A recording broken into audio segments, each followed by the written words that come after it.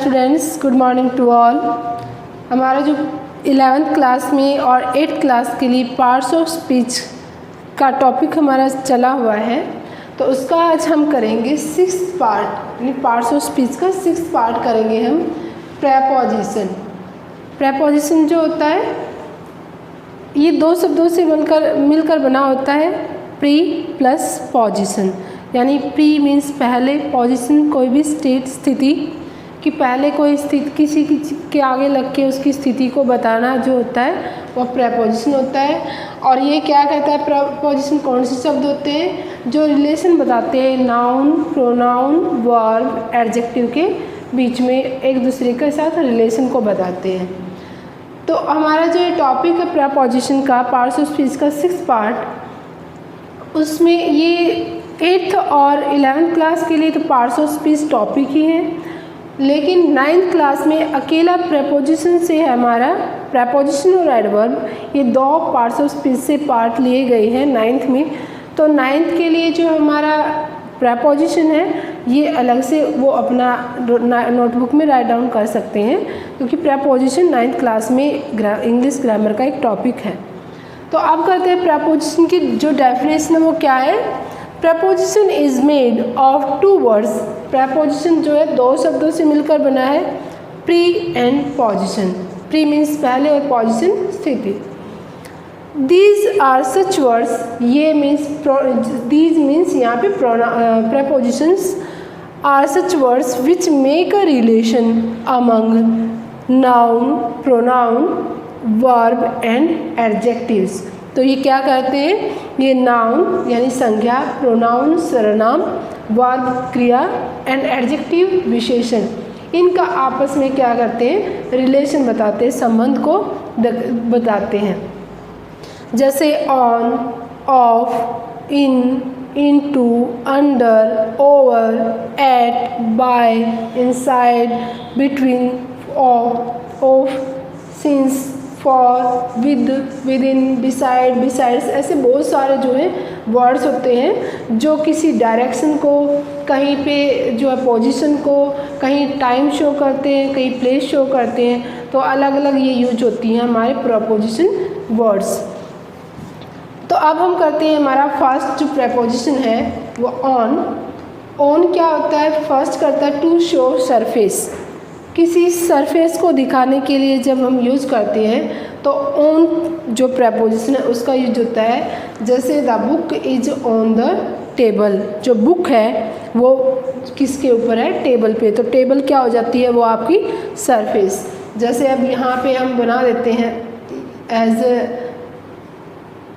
तो यहाँ पे कुछ रख देते हैं हम, पेन, पेंसिल, बुक, जो भी, तो वो इसके सरफेस जो किसी चीज़ की जो दिखाते हैं वो क्या होता है हमारा सरफेस। तो उसके लिए ऑन प्रेपोजिशन का यूज होता है। जैसे book is on the table या मार्कर इज ऑन हैंड, तो ये सरफेस हो जाता है। सरफेस को जो दिखाता है उसके लिए करते हैं हम ऑन का यूज। जैसे Ram is on the roof, वो राम किस पे है, छत पे है।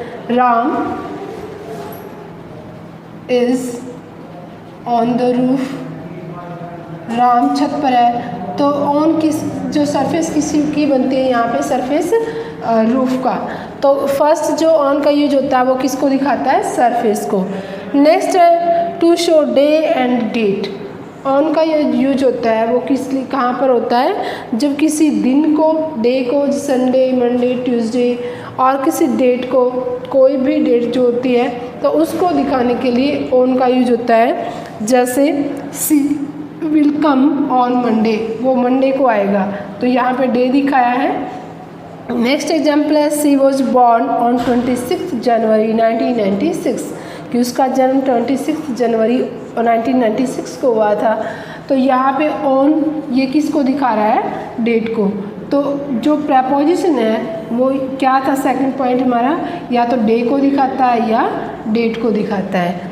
नेक्स्ट है टू शो डिवाइस और मशीन। जब किसी व्यक्ति को काम करते हुए दिखाया जाए किसी भी मशीन या डिवाइस पे, तो उसको ऑन के लिए यूज़ करते हैं। और जो पार्ट्स ऑफ बॉडी पर कोई काम होता है तो उसके लिए क्या करते हैं, ऑन यूज होता है। जैसे he is on the phone, वो फ़ोन पर है। फ़ोन ये नहीं कि वो फ़ोन के ऊपर बैठा है, इसका मतलब है वो फ़ोन पे काम कर रहा है, फ़ोन पे बात कर रहा है, तो he is on the phone. तो यहाँ पे क्या दिखा है, टू शो डिवाइस, किसी भी डिवाइस को शो करता है ये। नेक्स्ट है बॉडी पार्ट को दिखाने के लिए, जैसे my mother kissed me on forehead, तो ये बॉडी पार्ट फॉरहेड जो माथा होता है, ललाट। My mother kissed me on forehead, तो यहाँ पे फॉरहेड क्या है हमारा, पार्ट्स ऑफ बॉडी कि जो शरीर का कोई भी हिस्से के ऊपर कोई काम होता है तो क्या करते हैं उसके लिए ऑन प्रेपोजिशन जो है वो यूज होती है।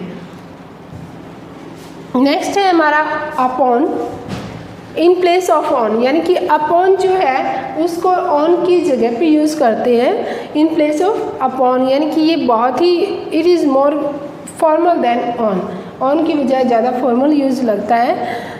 तो इसका अपॉन का जो यूज होता है वो क्या करता है, टू शो मूवमेंट। फर्स्ट तो ये किसी मूवमेंट को दिखाता है कि कोई मूवमेंट करती हुई, गति करती हुई कोई चीज़ गिरती है तो या किसी चीज़ के ऊपर है, ऑन और अपॉन दोनों होता तो ये कि वो उसके ऊपर है, पर ऑन तो है वो स्थिर अवस्था में होती है, लेकिन जो अपॉन है वो मूवमेंट करती हुई आती है, तो उसमें इसमें डिफरेंस है। टू शो मूवमेंट तो के लिए क्या करते हैं अपॉन, जैसे ही फेल अपॉन द ग्राउंड, वो फर्श पर गिर गया, तो वो फर्श के ऊपर तो है, जैसे ऑन होता है ऊपर, पर क्या है जो अपॉन है वो मूवमेंट को दिखाता है। ही फेल अपॉन द ग्राउंड, वो फर्श के ऊपर गिरा, यानी कि उसमें मूवमेंट थी। नेक्स्ट है हम अपॉन का यूज करते हैं विद, मतलब के साथ, किस किस के साथ, depend, happen, congratulate, experience, insist, ये जो वर्ड होते हैं इनके साथ हमेशा जो है अपॉन का यूज होता है।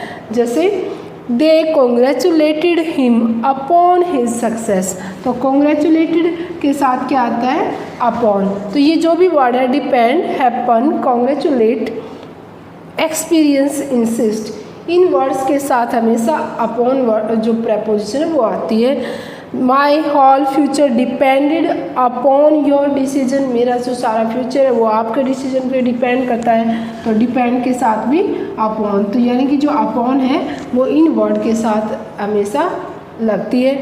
तो ये जो हमारा अपॉन का है सिर्फ इतने ही पॉइंट कि एक तो ये मूवमेंट को शो करता है ऑन की जगह पे जो कि फॉर्मल यूज में, और सेकेंड है डिपेंड, हैपन, कॉन्ग्रेचुलेशन, एक्सपीरियंस और इंसिस्ट के साथ अपॉन लगता है। नेक्स्ट है विद क्या होता है, के साथ, तो क्या करता है ये, first to show feelings to other, पहला तो होता है जब हमारी फीलिंग्स को हम किसी दूसरे के साथ शेयर करते हैं तो वहाँ पे विद का यूज होता है। जैसे I am very upset with my life, मैं मेरे जीवन से बहुत दुखी हूँ, तो उसने अपनी फीलिंग्स शेयर की, सैडनेस की, अपसेट की, तो इसके साथ क्या आ गया, विद प्रेपोजिशन।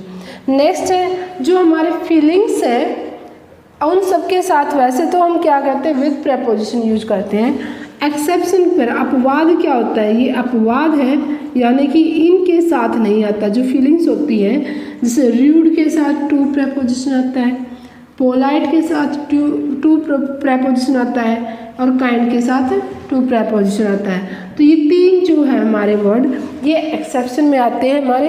वैसे तो ये है to show feelings to other, जब हम किसी दूसरे को हमारे फीलिंग्स शो करते हैं तो आता है विद, लेकिन रूड, पोलाइट और काइंड के साथ टू प्रेपोजिशन आती है, ये अपवाद में है। नेक्स्ट है विद का यूज कैसे होता है, एज ए टूल, जब विद को हम यूज करते हैं तो वो क्या होता है, एज ए टूल, यानी कोई यंत्र, औजार, कोई साधन के लिए काम करते हैं तो वहाँ पे क्या होता है हमारा जो है विद। जैसे आई राइट विद द पेन, मैं पेन के साथ लिखता हूँ, तो पेन यहाँ पे एक औजार है, टूल है, इसको किसके साथ लिखता है, वो पेन के साथ लिखता है, तो पेन एक टूल है, एक साधन यंत्र है, तो उसके साथ क्या आता है विद। और उसके बाद है फॉर पोजेशन एज हैव, यानी एग्री होना कि मैं आपके साथ हूँ, सहमत होना किसी से, तो उसको शो करने के लिए विद का यूज होता है। जैसे आई एम विद यू, मैं आपके साथ हूँ, यहाँ तो एग्री की जो एग्री होना किसी के साथ उसको दिखाता है कि मैं आपसे सहमत हूँ, I am agree with you, के साथ यानी सहमति को दिखाना। अब आती है यहाँ पे एज ए टूल के लिए। जब एज ए टूल हो तो हम विद का यूज करते हैं, और जब कोई व्यक्ति कोई भी पर्सन यूज होता है तो बाय का यूज करते हैं। जैसे Ram killed a snake was killed by Ram. तो जब किसी व्यक्ति के द्वारा कोई काम होता है तो बाय आता है, और जब कोई एज ए टूल यूज करते हैं, किसी यंत्र के लिए यूज करते हैं तो विद आता है। इसको ध्यान रखना है, जब कोई व्यक्ति होता है तो वहाँ पे हम बाय का यूज करते हैं। अब चलते हैं हम हमारे नेक्स्ट पॉइंट पे। नेक्स्ट है प्रेपोजिशन हमारी बाय। बाय का यूज कहाँ कहाँ पे होता है? First, it is use to show, it is use to show agent या डूअर। जब किसी काम करने वाले को दिखाया जाता है कि कोई काम कर रहा है, कौन व्यक्ति जो पर्सन होता है वहाँ पे, और अब्स्ट्रैक्ट नाउन में भी, वहाँ पे अब्स्ट्रैक्ट नाउन भी हो सकती है। तो जैसे letter was written by Mohan, तो यहाँ पे एजेंट कौन है? एजेंट कौन है यहाँ पे? मोहन, या डूअर भी यही है। तो जो सेंटेंस में एजेंट या डूअर को शो करता है वहाँ पे हम यूज़ करते हैं बाय, कि ये लेटर किसके द्वारा लिखा गया? मोहन के द्वारा। सेकंड है हमारा नेक्स्ट टू या बिसाइड की सेंस में, कि अगला ही। अब ये कहती हूँ इस रूम से अगला ही रूम, या बिसाइड मतलब इसकी साइड में, इस रूम की साइड में, तो इस स्कूल की साइड में, या फिर इस मकान, इस हाउस की से नेक्स्ट हाउस, जो इस सेंस को दिखाता है नेक्स्ट टू या बिसाइड को, तो वहाँ पे क्या यूज होता है? बाय। जैसे my school is situated bye my house, जो मेरा स्कूल है वो मेरे घर से ही अगला है, यानी नेक्स्ट या बिसाइड है, तो वहाँ पे बाय प्रीपोजिशन यूज होता है। नेक्स्ट है टू शो डेडलाइन। जब किसी चीज़ का टाइम दिया जाता है कि आपको इस दिन तक, इस डेट तक जो ये काम करना है, डेडलाइन दी जाती है, तो वहाँ पे भी बाय यूज होता है, चाहे वो डे हो और चाहे वो डेट हो। वैसे डे और डेट के साथ हमारा आया था ऑन प्रीपोजिशन, लेकिन जब उसके साथ डेडलाइन दी जाती है तो वहाँ पे क्या आ जाता है हमारा? When the two show deadline it is use by, तो वहाँ पे बाय यूज होता है। जैसे you can submit your assignment या असाइनमेंट्स बाय 31 मई। आपको जो है अपने असाइनमेंट 31 मई तक ही जमा करने हैं। तो डेडलाइन यदि कि भी इसके आगे दी 31 जो है वो डेडलाइन है, तो यहाँ पे वैसे तो डे और डेट के साथ हमारा ऑन आता है, लेकिन ये डेडलाइन दी गई है तो क्या आ गया हमारे यहाँ पे? Bye.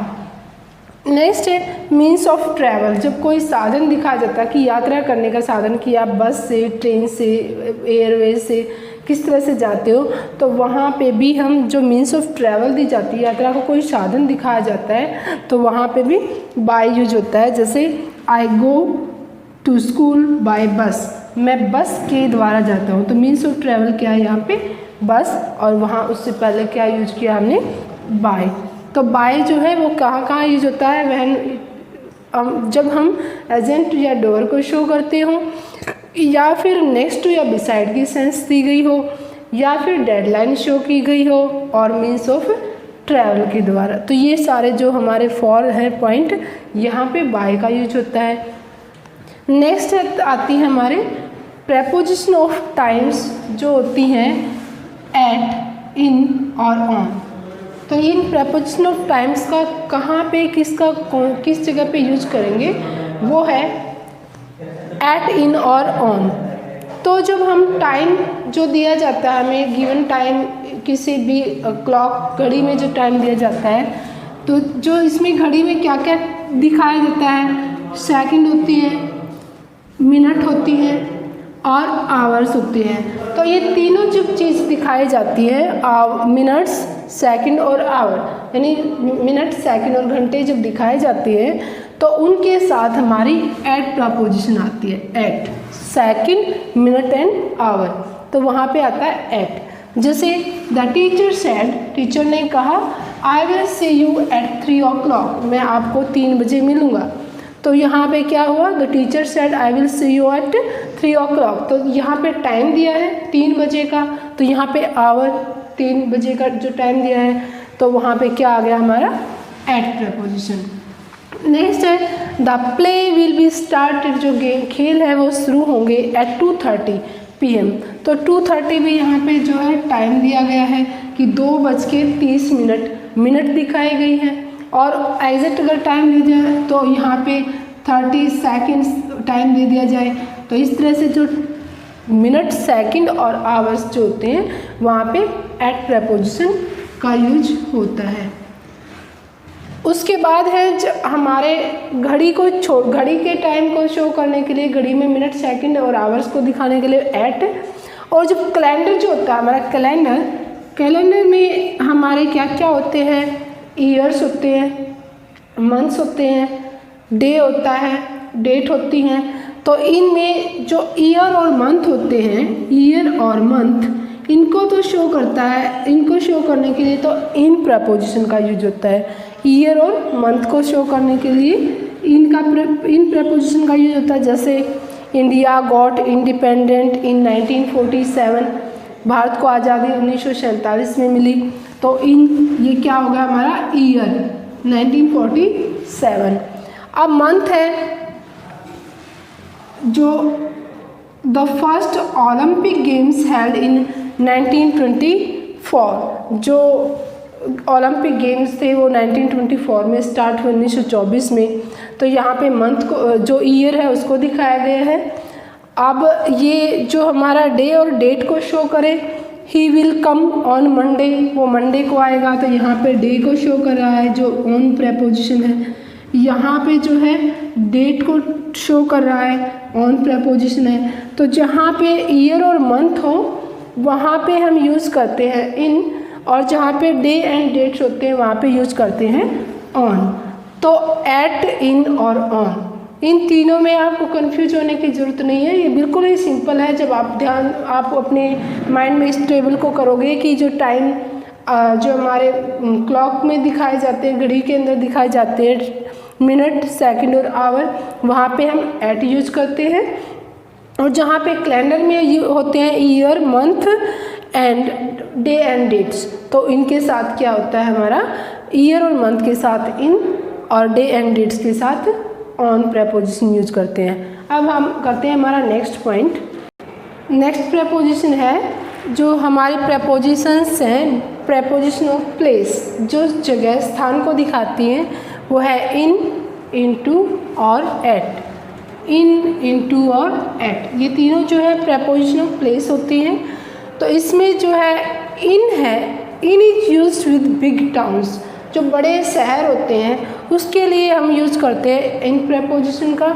And at is used with small town and village, जो छोटे शहर, गांव, कस्बे होते हैं उसके लिए हम यूज़ करते हैं at. For example, Ram lives at Rajendra Nagar in Patna, तो राम लिव्स एट राजेंद्र नगर। राजेंद्र नगर तो क्या है, एक छोटा टाउन है, और पटना, इन पटना, पटना क्या है, एक बड़ा टाउन है। बड़ा जो विलेज और टाउन छोटे जो होते हैं, इसमें स्मॉल टाउन एंड विलेज के लिए हम क्या करते हैं एट, और बिग के लिए इन। तो यहाँ पे पटना जो है बड़ा, और जो राजेंद्र नगर है एट। जैसे अभी ये कहें आई लिव इन जींद, मैं जींद में रहता हूँ, इन पड़ाना निडानी, जो भी गांव का नाम ले हम, आई लिव इन कन्नड़ी, तो आई लिव एट कन्नड़ी, तो विलेज के लिए एट यूज करेंगे।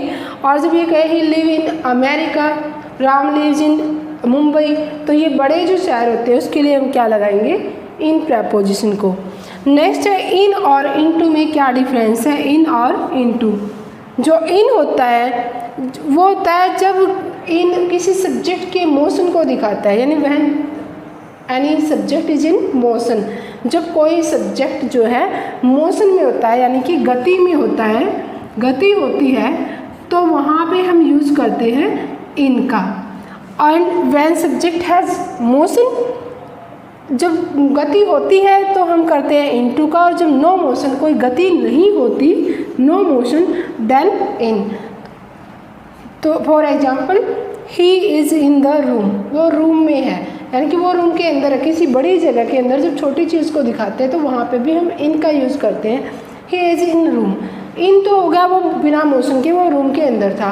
अब ये सेकंड एग्जाम्पल है, ही केम इनटू द रूम, वो कमरे के अंदर आया, बड़ी जगह के अंदर वो कोई आया छोटा, तो वो आया है तो उसके अंदर मोशन है, तो वो उसके लिए क्या हो गया, इनटू। यानी कि जब सब्जेक्ट में मोशन नहीं होती तो हम इन यूज करते हैं, और जब सब्जेक्ट में मोशन होती है, गति होती है, तो हम इनटू यूज करते हैं। यानी कि जो प्रेपोजिशन ऑफ प्लेस होती है, इन, इनटू और एट, इसमें से इन और एट जो है किसी प्लेस, किसी जो है जगह के लिए यूज करते हैं। तो छोटे जो जगह होती है, विलेज, टाउन, जो कस्बे होते हैं, वहाँ पे हम यूज़ करते हैं एट का, और जो बड़े शहर होते हैं वहाँ पे हम करते हैं इन का। और इनटू में क्या डिफरेंस है, जो इन है वो बिना किसी गति के होता, किसी चीज़ के अंदर जब किसी चीज़ को दिखाया जाता है, जैसे I am in the room, मैं रूम के अंदर हूँ। अब मैं ये कहूँ कि ही केम इनटू द रूम, वो रूम के अंदर आया, तो उसमें मोशन में, उसके अंदर मोशन था, तो वो हो गया इनटू। तो उसके बाद आता है हमारा टू।